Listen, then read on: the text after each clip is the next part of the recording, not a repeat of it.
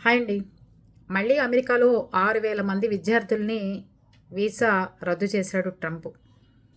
ఎందుకని అంటే దాంట్లో ఎక్కువ శాతం మంది పంజాబు, బీహార్ గ్యాంగు ఉంది. అంటే దొంగతనాలు, ఉగ్రవాదులకి సపోర్ట్ చేస్తున్నారు అని. 23,000 వరకు మన తెలుగు వాళ్ళు ఉండొచ్చు అని చెప్తున్నారు. దేనికో తెలుసా? డ్రంక్ అండ్ డ్రైవ్లో పట్టుబడినందుకు. చూసారా?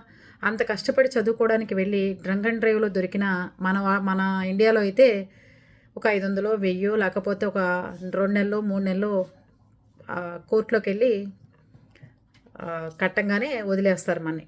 కానీ అమెరికా చట్టాలు చూసారా ఎంత తీవ్రంగా ఉన్నాయో. చదువుకోవడానికి వెళ్ళిన చోట ఎంత జాగ్రత్తగా ఉండాలో ఇప్పుడు అర్థమవుతుంది.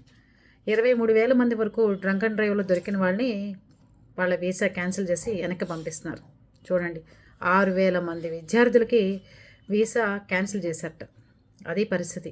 ముందు రోజుల్లో ఎంతో జాగ్రత్తగా ఉండాలి అక్కడ ఉన్న వాళ్ళంతా. ఏది మీరు బయట ఉద్యోగాలకి వెళ్ళమాకండి.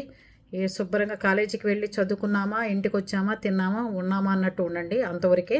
అందరూ అక్కడ అమెరికన్స్ ఎలా ఉంటారో మీరు కూడా అలాగే ఉండండి. ఓకేనా?